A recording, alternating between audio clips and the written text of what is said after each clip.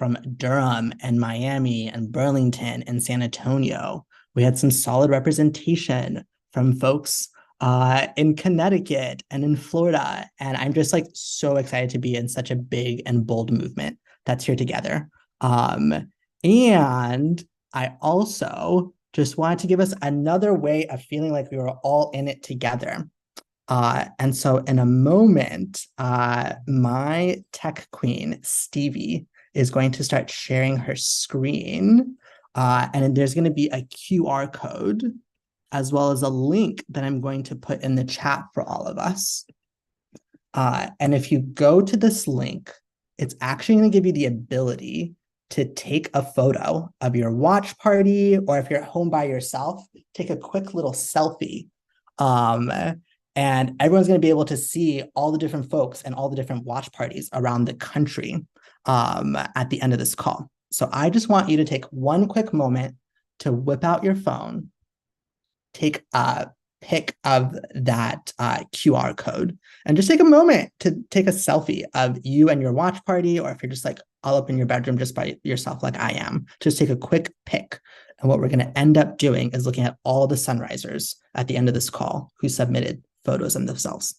So I'm going to give you like 20-ish seconds for you to take that pic. And once that's done, I'm going to give you a quick overview of the call and where we're headed throughout the night.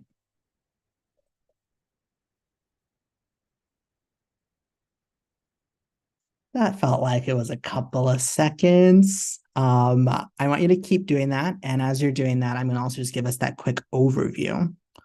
Okay, so over the course of the next hour, we're going to first spend some time getting grounded in the stakes of this moment and understanding what's at risk if Biden doesn't deliver for young people, people of color, and the working class.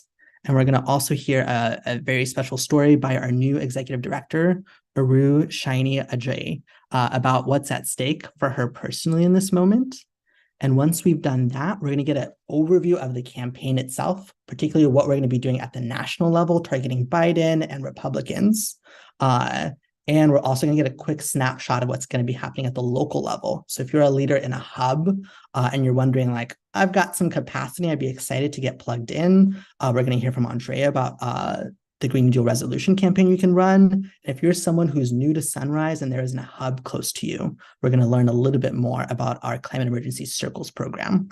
And once we've gotten a quick sense of that, we're going to have a climate emergency discussion sort of panel between Elise Joshi, who is the executive director of Gen Z for Change, as well as Aru, the person who's going to be telling a quick story.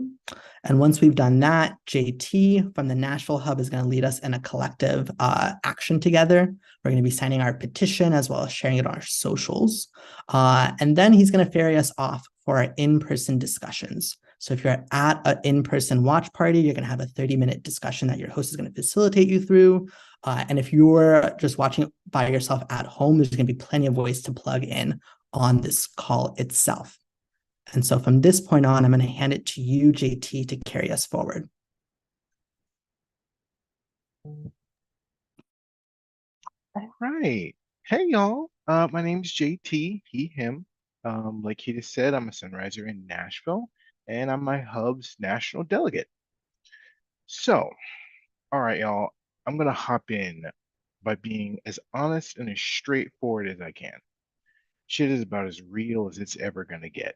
We are living through the difficult and challenging times we've only read about in books.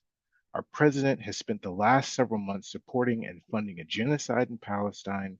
He's approved leasing on public lands, overseen an explosion in gas and oil exports, and rejected many of the commitments he made to us as young people, people of color, and the working class. Biden's new fossil fuel developments are on track to undo the progress we've made on climate change within the Inflation Reduction Act and the American Climate Corps, which itself isn't enough. We don't have a moment to lose. In our present, the US is on track to produce more oil and gas than it has ever before. Our president pays lip service to our cause, hoping that we won't call him on his unimaginative and quite frankly milquetoast decision making. That's not right. And so I want to hand it off to our new executive director, Arushani Ajay, to talk about her personal experience and this political moment. All right, thanks so much, JT. Hi, everyone. My name is Aru. I use she, her pronouns. I'm 25 years old. I grew up in Minneapolis, but I'm currently at the LA watch party. Hi, everyone. It's great to see a lot of familiar faces, a lot of new faces. I'm going to be telling a story today about the moment that I realized that I was in this fight for the rest of my life. So my parents are from a state in southern India called Kerala, and I think it's one of the most beautiful places in the world. We would go back almost every year to visit, and I remember the feeling of like stepping off the plane and yeah, stepping off the plane and just getting this big breath of fresh air and like humid air in my lungs and the green of the palm trees and the feeling of like running around in the rain naked when I was like 6 and 7 and playing in the stream with my cousins. It was just one of some of my most precious memories of childhood. So when I was 20, I decided that I was going to spend my summer in India to get to know the country where my parents were from. And I got an internship in Delhi and I decided to spend the summer there.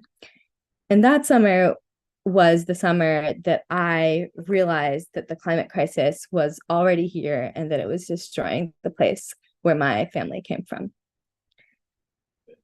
In August, the worst floods in a century hit Kerala. And I remember sitting at my desk at my internship and staring at my phone as messages started rolling in, seeing my family WhatsApp flooded. I saw houses that looked like mine sliding down hills. I remember seeing that the road to my grandmother's house was flooded. I remember seeing trees destroyed, roads destroyed. And I felt so scared. And I also felt grateful that it wasn't my family yet. And I couldn't deal with sitting at my desk anymore. So I like went outside in the middle of the day and it didn't help at all because it was just so hot outside, unnaturally hot. And the air was a yellow color. The sky was this like yellow color of pollution. And I could feel like the tickle of pollution in my throat. And I felt like the sweat. And I remember in that moment being like, oh my God, this is what apocalyptic climate future is going to feel like. So I went back home to the US that fall, and it was really difficult for me. I was organizing on my campus and I felt frantic. I felt like there was no way that I could do enough to match the scale of the crisis. And I know I'm not alone in that feeling. So many other people have experienced moments like this. Maybe you or your friends were in New York or Arizona or Maui, or maybe you saw these things online and felt the same panic and overwhelm that I felt. For me, that feeling stayed for months. And then in November, I was invited to take action with Sunrise in DC. And we did an action. We occupied the office of then Speaker of the House, Nancy Pelosi. And the action went viral. And suddenly there were hundreds of people who were flooding through the doors, knocking down doors, asking to organize with Sunrise, who felt just like I did. That moment, seeing on Zooms and in person how far people were willing to go, that was the first time in a long time that I believed that I could change things because I wasn't alone, because we could change things together, that we could win. So I remember I took the day off of my school. I skipped my classes that day. I took the bus down to DC for a second action, and I turned to some of the people who I was organizing with in this room in DC. And I told them, okay, I'm going to take a semester off of college to organize full-time with Sunrise. And that semester turned into a year, and the year has now turned into 5 years, and I'm still here organizing with Sunrise. And it's one of the best decisions I've ever made.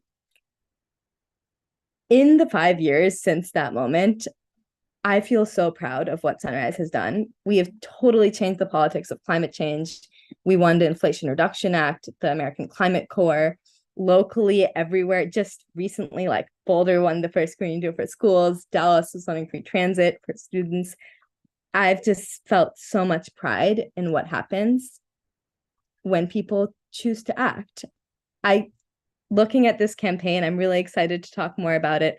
I can't guarantee that we're going to win all these exact campaign demands, but I do know that it always takes a few people having the courage to hope, even in the times where you feel like the most despair, the most overwhelmed, the most looking at the climate crisis and saying, how can I possibly do something? I'm so small. It's those moments where it matters the most to jump in and take action. We've won a lot, but we have a very long ways to go.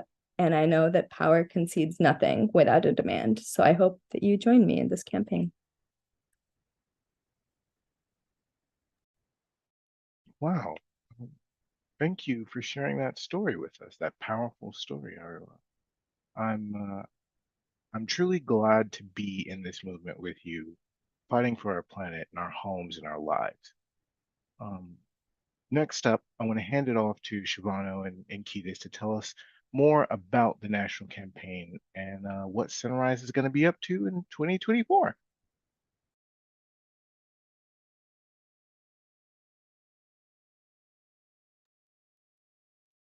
Right. Hi, everybody. My name is Shibano. I use she, her pronouns, and I'm on Sunrise's welcome team, where I get to invite new people into our movement on a regular basis.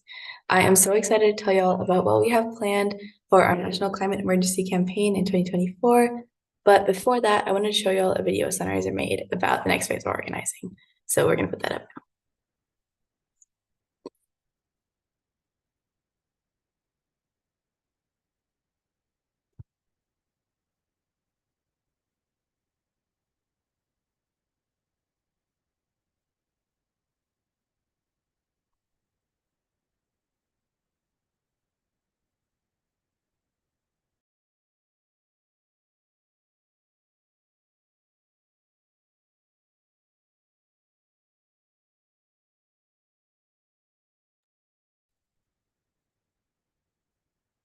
The video will be open, just 1 second. All right, there it is.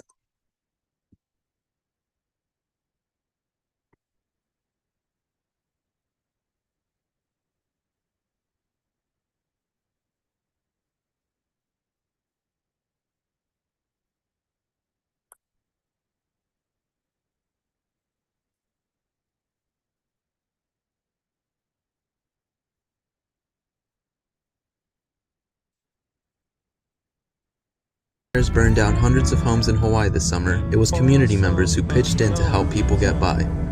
When Texas froze, it was neighbors who took us in. We did this because we had to, because the government had failed to do their job and protect us from disasters. We deserve more from our government. What yesterday showed us is that the fossil fuel industry has a hell of a lot more power, and they use their power to wield it over politicians to get them to do what they want. It's our turn. We get to benefit from politicians. We get to organize together. We have to keep going. We're demanding Joe Biden declare a climate emergency and use every tool at his disposal to stop climate change. Without Congress's help, he can ban oil exports, create good union jobs building renewable energy, protect workers from extreme heat, and more. Presidents have used this power countless times before. Again and again, movements have forced shitty presidents to do huge things. Declaring an emergency can unlock special powers for a president in a crisis without needing approval from Congress. The civil rights movement forced Lyndon B. Johnson, a publicly racist president, to pass the Civil Rights Act and Voting Rights Act. The environmental movement forced Republican Richard Nixon to pass the Clean Air Act. We must act. Now it's our turn. It's not going to be easy. Joe Biden isn't our friend, but we have one great power over him. He knows that young people are critical to winning the 2024 election. If he wants our votes, he has to earn them. Our movement is rising up to end the era of fossil fuels, create good union jobs, and prepare for climate disasters. We're bringing in our neighbors and our classmates. We're raising our voices. We have the power to win a climate emergency. It's up to people like me and you to decide if we seize that power. My ask is for you to say yes with me. Are you in?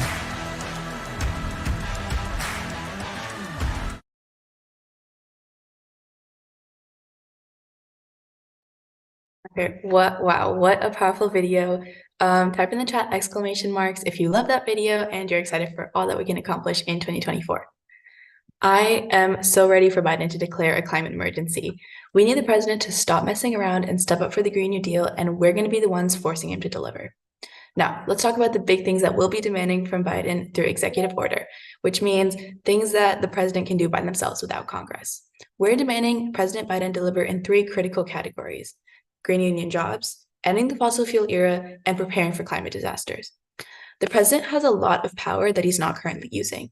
He could use his office to fully unleash clean energy production across the country, thereby creating plenty of green jobs so that we can decarbonize at the speed and scale science and justice demand. He could make sure that the 20,000 jobs being created by the American Climate Corps in 2024 pay a good wage, include benefits, and connect to unionizing apprenticeship programs. He could ensure that at least 40% of all resources go to communities on the front lines of the fossil fuel economy and climate change. Our president could take a serious bite out of the fossil fuel era. Instead of allowing drilling on public lands and unleashing unprecedented amounts of oil and gas for international export, he could ban all drilling on public lands and stop the exports. He could use the Department of Justice to investigate oil and gas executives for lying to the public about the climate crisis and for ruining our environment. The president could go on offense with the industry instead of cow-tipping to them. He could also prepare our country for future climate disasters. Biden could declare the climate crisis an emergency in order to unlock the full executive powers needed to prepare for future disasters. This could look like unlocking millions of dollars to build our communities to be more resilient to climate disasters, like weather resilient electricity grids, roads, bridges, sewer systems to weather the climate crisis. Put simply, President Biden has a lot of tools at his disposal that he's not currently using, and we need to be the ones to force him to use them. For the next bit, I want to hand it off to Ketis to share more about the campaign. Thanks, Shabano. Okay. I want to tell us a little bit more about how we make some of those really cool, exciting demands a reality, and also just sort of explain like why Biden, why this moment, why are we targeting Republicans? And I want to frame it into these 3 categories. One category is just turning up the heat on Biden. Another one is confronting Republicans. And the other one is organizing and winning locally. And so if I can get the next slide. We're turning up the pressure on Biden because of the fact that we're entering 2024, a presidential year. Biden's going to be searching for young people who are interested in making sure that he wins office. He's going to be interested in making sure that youth movements and climate orgs like Sunrise are saying that Biden is the guy. But the truth of the matter is, Biden has a lot of really, really difficult policies to swallow. There's the ways that he's been supporting a genocide and funding it in Gaza. There's all the ways that he's been approving fossil fuel projects in the United States and looking the other way as young people have been complaining, like the Willow Project. And as we saw in the video a little bit earlier, we know that really unpleasant presidents have been pushed and pressured by movements like Sunrise and the civil rights movement to do really important things. And so I want us to think of Biden not as our hero, because he's definitely never going to be our hero, but rather Biden as a tool for movements and young people to build the world they know that they deserve. And so although I don't love Biden, I do know that if we put on a really successful campaign, Biden's going to be so scared of young people not being on his side in this election that he's going to have to deliver some key wins to us. And so let's use our tool. And on the next slide, I also want to talk about why we need to confront Republicans. Now, if you've been in Sunrise for a moment, you might know that we often are targeting Democrats in office, right? We do actions against Pelosi and Chuck Schumer, and we rarely attack Republicans. But that's not going to cut it anymore. I think a key thing to name is no politician that is selling out our generation, no politician that is taking tons of money from the fossil fuel industry, no politician that is shaping the legislation that will have an impact on the rest of our lives should be safe from the movement that is fighting for the Green New Deal. And so in this next phase of Sunrise, we're going to be taking our actions, our bird dogs, our tough words to politicians like Trump and DeSantis, who want to be the leaders of our country. And finally, another key component I wanted to name about this national campaign is that we need to be organizing and winning locally. The Green New Deal is not just going to be won in the halls of Congress.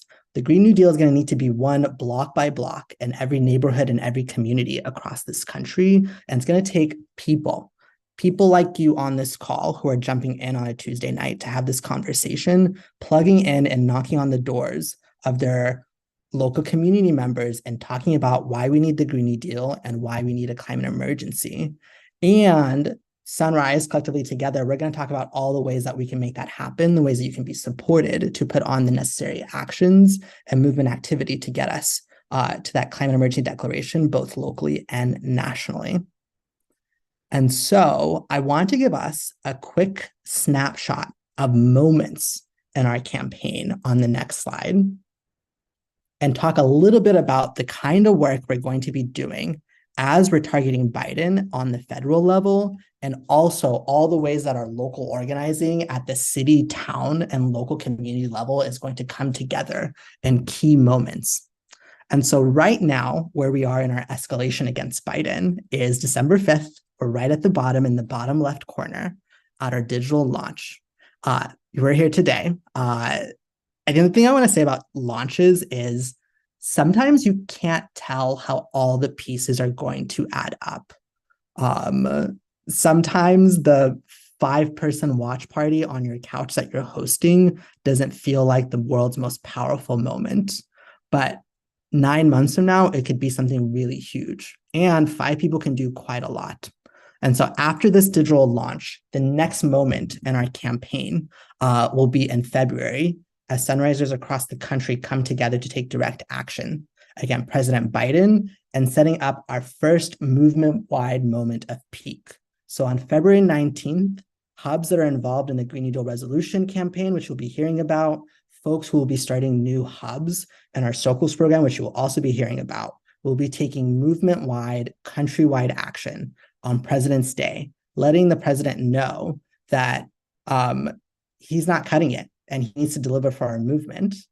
And as the months go on, we're going to have yet another opportunity on Earth Day to take massive movement together as a collective.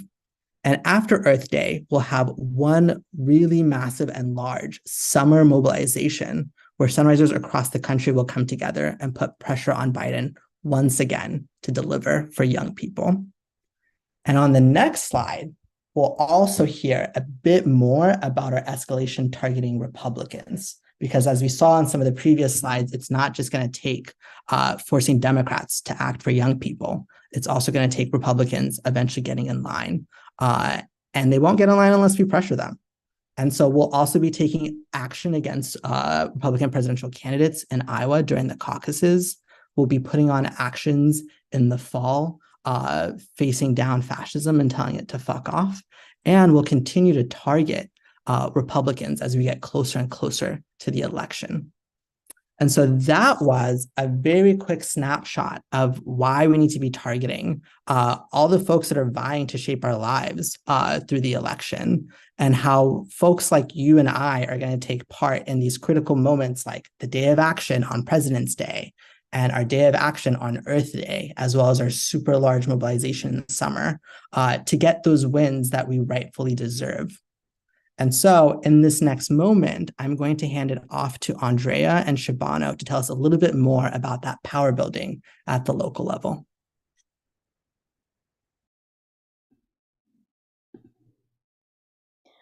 Hi, everybody. My name's Andrea, she, her pronouns. You might hear in the background the LA watch party. I am hidden in a room right now. But I am a distributed organizer, and my main role is supporting all of our beautiful active hubs. So if you're a hub leader, you may have heard from me at this point. Shout out to all the hub leaders who graciously handle all of the texts that I send them. But as part of the national campaign, we are launching a distributed campaign for hubs to plug into and organize on a local level. This is, drumroll please, the Green New Deal Resolution Campaign. Okay, what does this mean? Basically, it looks like targeting your local city or municipal council and demanding that they pass a Green New Deal resolution for your city. So, on a national level, we're pressuring Biden to recognize the problem at scale. And on a local level, we're showing our communities the solution, which is the Green New Deal. So, picture dozens of cities across the country publicly calling on Biden to declare a climate emergency and committing to implement a Green New Deal locally. Right now, 202 local jurisdictions across 27 states have already passed climate emergency declarations. But far fewer local jurisdictions have made clear the solution that we need to implement a Green New Deal. Folks in Corvallis, Oregon, Seattle, Boston, Richmond, and Chico, California have done amazing work organizing to pass local Green New Deal resolutions, which shows us that it's both possible. Oh, okay, yes, here's some images of all the work that's already been done.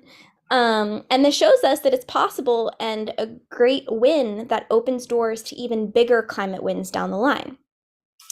You may be thinking, this all sounds great, but how do I do that with my hub? Okay, first of all, I've made a big ol' campaign guide document, which Stevie, hopefully you can link in the chat right now. And in this document is the full campaign arc and hopefully answers all of your questions. And second of all hubs running this campaign will receive support from a seasoned volunteer coach for more individualized conversations. So if your hub wants to recruit people, wants a clear structure and strategy to build your base across race and class, if you have a lot of energy but you don't have a clear plan, if you want to feel connected to the larger movement, if you want a structure to follow, if you want more direct support and coaching, if you want to be cool and trendy, this is the campaign for you. So I want to ask you right now, is your hub down to do this campaign? Stevie, please throw in the chat the sign up link to join the cohort where you'll be connected with the 21 hubs that have already committed. So you'll be in great company. Will you be next? Also, if you're at a watch party and you're not sure if this is right for your hub, your crew can take time after the call to talk about starting a Green New Deal resolution campaign. And after the convo, you'll probably be like, oh yeah, I definitely want to do that. And then you'll sign up. So if so, you'll be hearing from me soon. And I'm going to pass it to Shabana.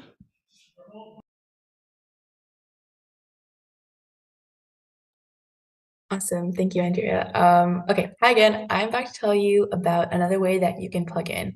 So if anybody here is not in a hub, it would be awesome if you could drop like an exclamation mark in the chat. Let's see. Okay, wow, lots of people. That is awesome. A lot of you guys are not in hubs, which means the Climate Emergency Circles program might be right for you. So when I first joined Sunrise, there wasn't a youth hub, a hub for Sunrisers in middle school and high school in my area. So I realized that if I wanted to create a space specifically for people like me in my local community, I needed to make it myself, and so I did. And the Climate Emergency Circles program will help you do just that. Climate Emergency Circles is a 6-week program to help you start a Sunrise Movement hub in your school or community. You'll build a core team of leaders, your circle, begin holding meetings, learn the Sunrise theory of change and key organizing skills, and plan an action on February 19th, President's Day, to demand President Biden declare a climate emergency and take executive action on the climate crisis.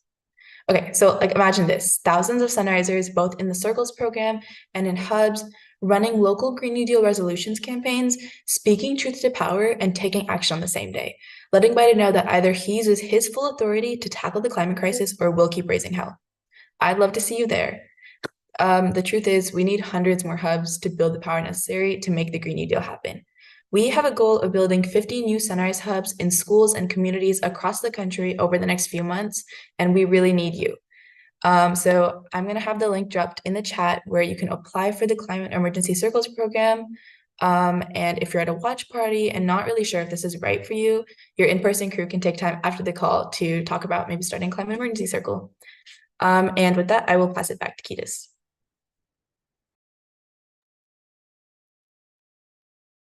All right. Thank you, Shabano. Wow. Okay. One, just want to shout out again those two really fantastic ways to plug in this moment to declare climate emergency. And so those links, once again, are being dropped in the chat for folks to click. Thank you, Shabano and Andrea. For the next little bit, I wanted us to get a moment to talk with some really fantastic folks that are in the fight for the Green New Deal. And so we're going to have Aru hop back on, as well as have Elise Joshi, who is the executive director of Gen Z for Change, which is like a leading progressive youth organizing movement fighting for critical issues like, of course, the Green New Deal, workers' rights, immigration, and a lot more hypercritical issues. And so, Stevie, if you could add those folks to the spotlight as well, we'll ask them a couple of questions and see what they have to say about fighting for the Green New Deal.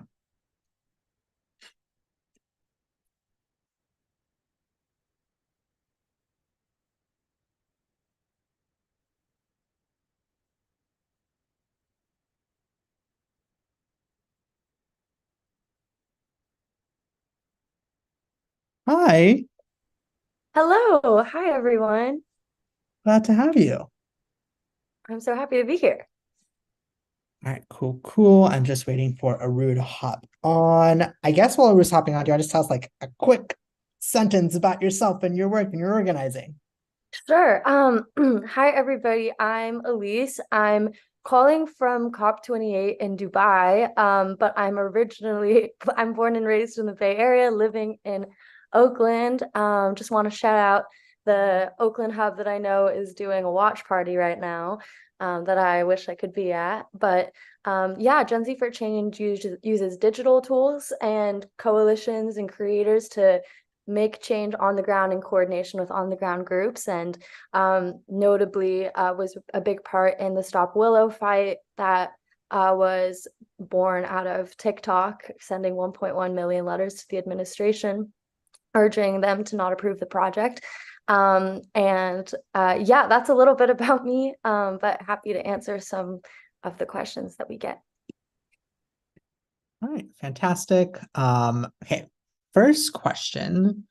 What do you think President Biden owes young people? And if you could say something directly to the president, what would you say? Either of you can take it. Elise, do you want to start us off or? Sure, that's a big one. We're owed a future. And that seems so basic.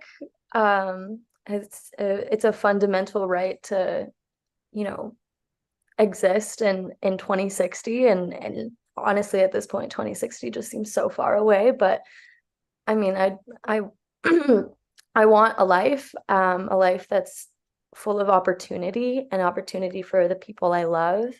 And we're owed the most bold action to get us to a point where we have a sustainable future that is in coexistence with nature, because we are nature. And that means urgent, bold action on fossil fuels that aligns with science and frontline communities. It's pretty simple. The science is telling us what we need. It's been clear for a long time, but it's never been clearer. And if this administration claims to believe in climate change, you have to believe in the urgency of it. And we're owed bold action to make sure that our transition into a climate future is one that that centers the most affected, and that includes us.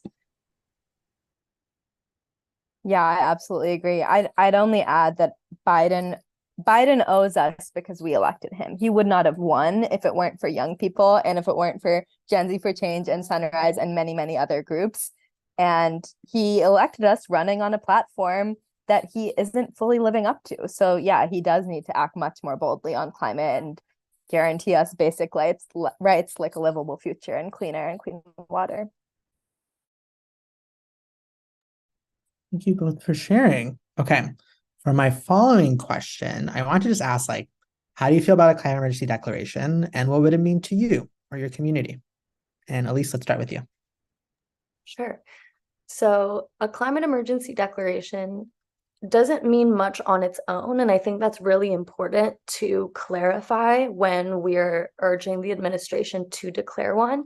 But what it does is it unlocks disaster emergency powers that we have seen time and time again reactively, but this time it's proactively.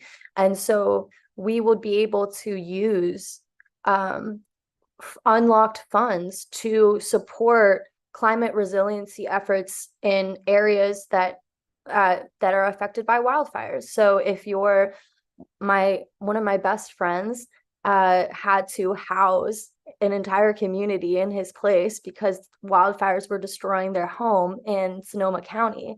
A climate emergency declaration can allow there to be better infrastructure for climate resiliency hubs so that people are safe when natural disasters inevitably happen. And more than that, what it can do is it allows for us to better end the era of fossil fuels. So stopping drilling on public lands, stopping permitting for the reason that it is impacting our future, it is a disaster, and winding down oil and gas production on public lands, and which is 25% of emissions is drilling on and extraction of oil and gas on public lands. So it's a really big deal. That's really the gist. But Aru, I'm sure I missed certain aspects of it. Please share. I mean, you listed a lot of them. I think some other cool things that a climate emergency unlocks includes, like, Biden could use the power of a climate emergency to actually have the Department of Justice investigate fossil fuel executives for their crimes against humanity. Like, I think that's really cool. I think there's ways to, like, use the full force of the US military to, like, actually use the full force of the US government to, like, direct the US military to actually be, like, building out like a renewable energy grid, like things like that. That's really cool. But I also think that a lot of it is symbolic as well. I think that it's really important that in this moment that it's an unprecedented time, an unprecedented crisis, and that calls for unprecedented measures. And declaring a climate emergency also shows that Biden is willing to pick our side and to use the government as much as it needs to be used right now. He's trying to play both sides right now. He's trying to say he wants the votes of young people while also being in the pocket of the fossil fuel industry, approving new fossil fuel infrastructure. That's just not possible. What declaring climate emergency helps does is actually makes him pick a side. Okay, thank you both for answering. I think I'm gonna do one more question, which is, what kind of world do you want to see come about? And also, if that one feels a little challenging, what do you want to say to folks who are feeling tired and feeling like nothing's going to change in the world? And at least feel free to take it away. Sure. So this is my second time out of the country ever. And I've met organizers, young people from all over the world, from Palestine, from Nigeria, from Ecuador, where my family is from, India, and they've shared experiences that I can't bear to imagine experiencing. And they have a certain level of optimism that I just have so much respect for. And when they fear for their, island not existing anymore, they're fighting even harder, not giving up.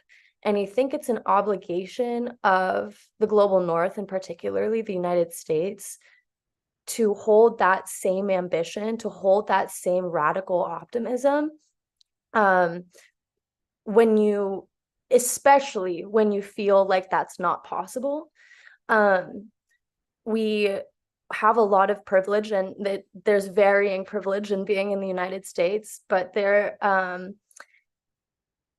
we need to have that solidarity globally and fight like hell from the inside of the belly of the beast, and ensure that, because the future we're worried about happening, it's here. It's not a future anymore. Um, and and that means that we need to take hope in our collective action and the wins that we have gotten through that collective organizing and relentless pressure that we've put. So I am looking forward to a future where we have ownership. We're not demanding things because we collectively are represented and have a say in these decisions, in a world where it is truly just. And until we get to that point, we have to be a little delulu and just just keep charging forward. And I want to reiterate, I'm so inspired by being here and meeting the most incredible, passionate people. And I'm continuing fighting because of them. Yeah, I feel a lot of what Elise said. I think a lot of what I fight for are actually the small moments, like the little moments of having dinner with a big group of your friends and family, like feeling like laughing. Those are the moments that I'm like, that's like what it's all about. And I want to make sure that everyone's able to have those stretching far into the future. So I would say that's a lot of what I'm fighting for. My family, those moments, like just joy. Thank you both so much for sharing. I'm also really glad that you guys are in the fight and here with us tonight. And for the next bit, actually wanted to drop um the links to our demands. If you're like, I actually just want to stare at the words and the details a little bit more, with a bit more focus, I've dropped it in the chat. And so feel free to click on the demand section, just like learn about like what are all the implications? Why are we fighting for green union jobs, climate preparedness, and ending the fossil fuel era? Um, and for the next bit, I wanted to hand it back to JT for us to take collective action together as a group. Thank you, Ketis. I am glad to be back here again. Glad to be here with all of you tonight. So first, I just wanted to highlight some of the great organizing that Sunrisers around the country have already been doing for this campaign. Sunrisers in Michigan at Michigan State University and North Carolina at UNC dropped banners demanding Biden stop funding genocide and instead declare a climate emergency for green union jobs, ending the fossil fuel era and preparing for climate disasters. So can I get some exclamation marks in the chat, just sort of celebrating these two hubs? Oh yeah, there we go. Now they're coming. I like how a lot of people are doing more than one exclamation point. Like the fact that we all just decided to do that organically is really awesome. Um, Moving on, because I don't want to keep us all here tonight. Now it's our turn. This campaign begins tonight with all of us. All great campaigns start someplace, and one or two banner drops today becomes thousands of people taking action on President's Day. A couple of thousand people watching a screen on a cold December night can become hundreds of articles and a lackluster president bending to our will 9 months from now. So together, we are going to do two things. Number one, we're all going to collectively sign our climate emergency petition together. Two, post it on our socials. I'm going to say it one more time for the people in the back. We're all going to collectively sign our climate emergency petition together. And number two, we'll post it on our socials. So we've got over 42,000 petition signatures already, and we want to send a powerful message to the White House and Joe Biden. So take a moment to sign the petition, then post it on Twitter and your Instagram, Threads, anything and everything you've got, asking for other people to do the same. And we will have not only the link in the chat, but also just some templates so that people don't have to figure out what to type on their own just randomly at almost whatever time it is in all of our individual time zones. Okay, Great. So it looks like we've already gotten more signatures on the petition. And if you haven't finished yet, don't worry. Please keep signing, posting, and tweeting and linking everything out. So let's go back to those watch party pics we started uploading at the start of the call. If you didn't get your photo uploaded earlier, just go to the link, and I'll just say it out loud, smvmt.org/CEPHOTO, or scan that QR code that's on the screen and just upload your group photo or your individual photo, because some of us are just at home by ourselves, but still excited, still jazzed, still ready for this campaign. And I think, if I'm not mistaken, someone's going to be showing our photos that people have already posted.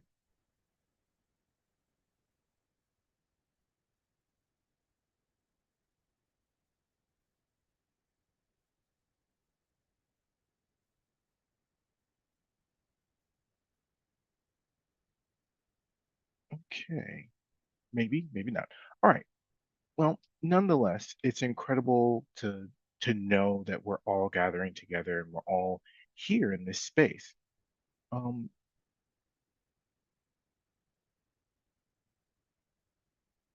If you're at an in-person watch party tonight, and I'm just going to kind of close this out here. If you're at an in-person watch party tonight, right now, I want you to look at the other people sitting around you. Look at the people that you're, you know, that you're friends with, that you've just met, and look at these faces and know that these are the faces that could change the course of history next year. All of you that are with one another in person right now, I encourage you after this call to just have a 30-minute discussion about what's next for you all, right? Are there any new folks that you need to be plugged in with your hub's existing campaign? What roles can they take on? Are you an established hub thinking about running a Green New Deal resolution campaign? Is there no hub in your area, but you maybe want to start one? And, feel free to sign up for the Climate Emergency Circles program. If you're physically by yourself right now, I want you to know that there is a community of folks just waiting to get to know you better. There might be a hub already in your area. You might need to start one, or you might just need to get involved in a national volunteer team.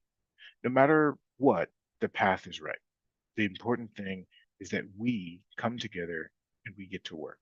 We have a world to win, and we won't win it just on Zoom or Twitter or Threads or Instagram or TikTok, right? We have to build it in our communities and with the people sitting at our side. So we're going to drop the sign up links again and everything as well as the script for the 30-minute conversation, in-person conversation, if you're going to have one of those. But before we hop off and start that in-person discussion, I want us to do one last thing here together. Fighting for the Green New Deal and climate action is a big project. Before we finish, I want to leave you with two final questions. They are questions I want you to answer for yourselves and to continue asking for as long as you're in this fight. Keep in mind that our sixth principle is we ask for help and we give what we can. Some of us give time, others give money, donate housing, or offer skills. When we're struggling, we reach out and we ask for support.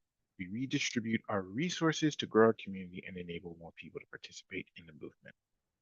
So the questions I want you to think on and just have in your dome is, how will you give what you can? How are you committing to giving what you can to win this campaign? And two, how will you ask for help? What help do you need to ask for to be a part of this movement and this campaign? How can your fellow Sunrisers have your back and support your leadership? The movement can't take care of your every need, but just like every relationship, there needs to be a give and a take. So what do you need? So thank you so much, all. Thank you so much for coming out, all and everyone. I'm so excited to see what we can achieve together. Tomorrow, we'll be sending out a follow-up email in the morning with all of the links we just dropped in the chat. So make sure to keep a lookout on your inbox. And let's win this.